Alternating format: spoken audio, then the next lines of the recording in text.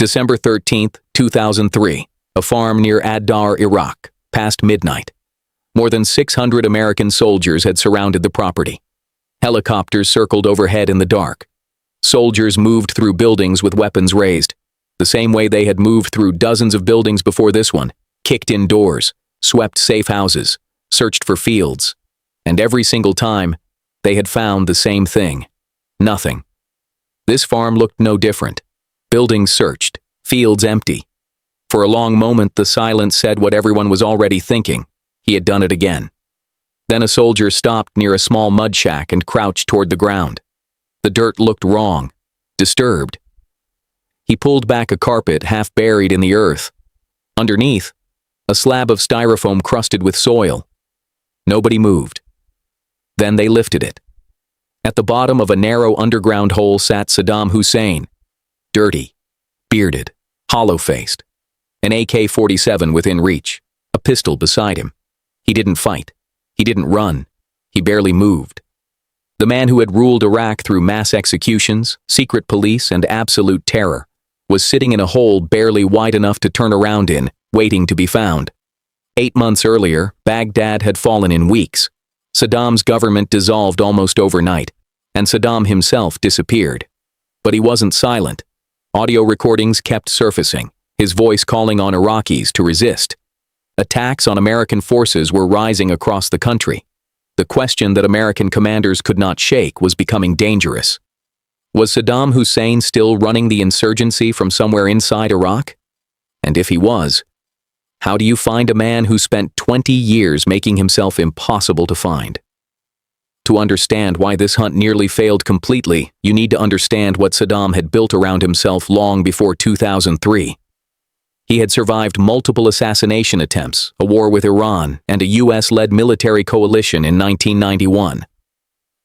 He never slept in the same location 2 nights in a row. He used body doubles to confuse surveillance. He avoided phones and left almost no digital trail. His communication system was deliberately indirect. Messages passed person to person, face to face, never written down.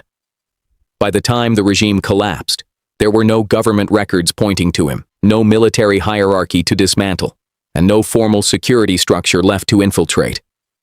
Saddam had simply dissolved into the country he had controlled for decades. The United States had the largest military intelligence operation in the world pointed at one man, and had no idea where he was. The man who eventually found the path was not a senior commander or a CIA station chief. He was a young Defense Intelligence Agency interrogator named Eric Maddox, embedded with a Special Forces unit near Tikrit. He had no satellite intelligence advantage and no special access. What he had was a method everyone else had already abandoned. He listened. While other interrogators applied pressure to high-ranking figures and got nothing, Maddox studied the people around them. The peripheral men, the quiet ones, the names on no official list.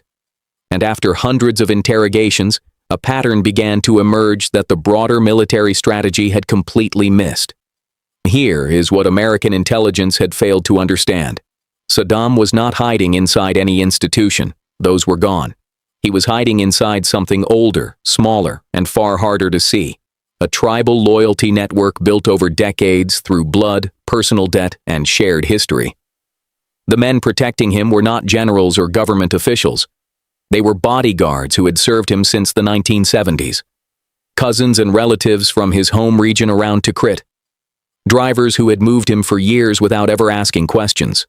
Cooks, couriers, men with no rank, no formal role, and no reason to appear on any intelligence database.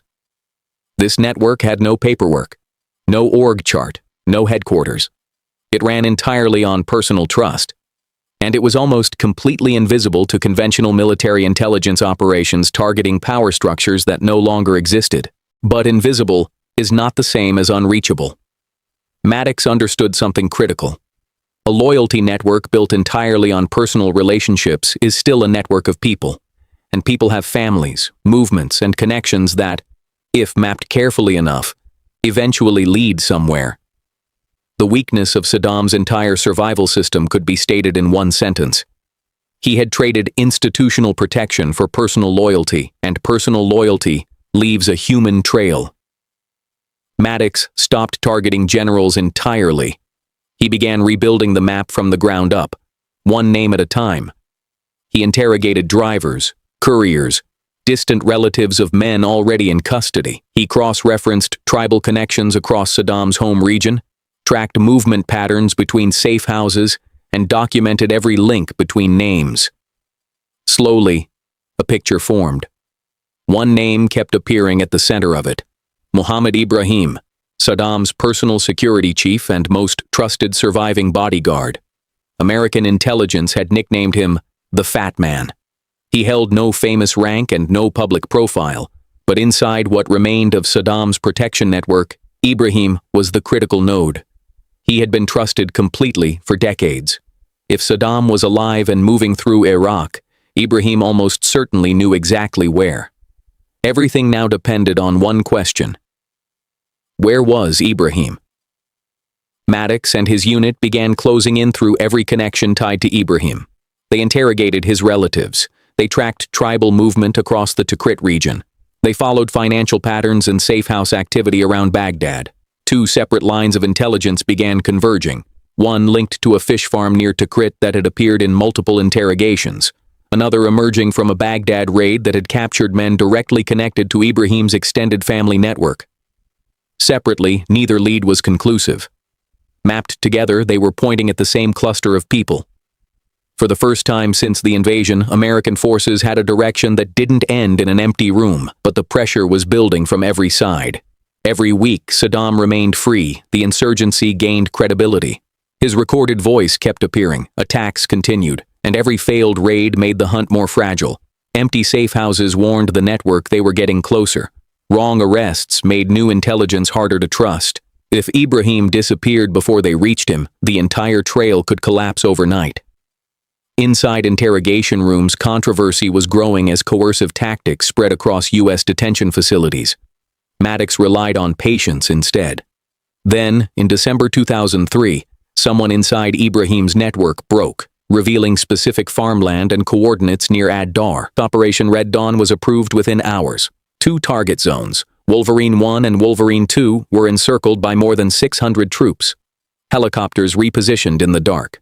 Soldiers moved on both zones simultaneously, and then the first search came back empty. The fear returned immediately, the familiar, humiliating fear that he had escaped again. Then a soldier crouched near a small shack. The dirt looked wrong, a carpet pulled back, a styrofoam panel lifted, and at the bottom of a narrow hole, barely large enough for a man to lie flat, was Saddam Hussein, armed, alive, completely alone, and offering no resistance. According to accounts from soldiers present, he identified himself quietly. "I am Saddam Hussein. I am the president of Iraq." The soldiers told him the presidency was over. The next morning, U.S. Administrator Paul Bremer stood before cameras in Baghdad. "Ladies and gentlemen, we got him." Within hours, footage of the capture circled the world. Saddam pulled from the hole. Soldiers searched for him. A military doctor examined him under fluorescent lighting, checking his teeth, pressing on his scalp.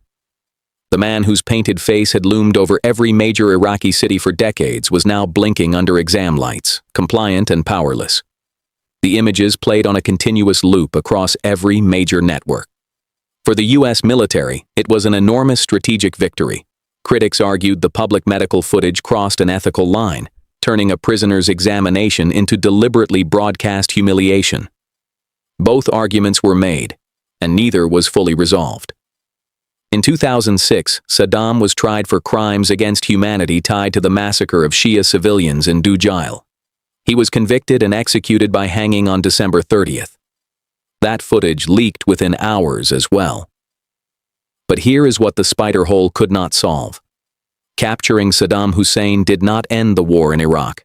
Sectarian violence between the country's communities escalated almost immediately after the invasion. Iraq fractured along ethnic and religious lines that Saddam's brutality had suppressed for decades, and those fractures did not close. They widened. Armed insurgencies spread across the country. The occupation had no exit plan that matched the reality it had created. And years later, from the wreckage of a collapsed state and a foreign intervention with no clear ending, ISIS emerged. The dictator was gone, The myth was destroyed the moment two soldiers lifted a piece of styrofoam from the dirt outside a farm in Ad-Dar. But the war that Iraq was thrown into would outlast every general who planned it, every interrogator who worked those rooms, and every soldier who stood over that hole in the ground, and thought finally that the hardest part was over.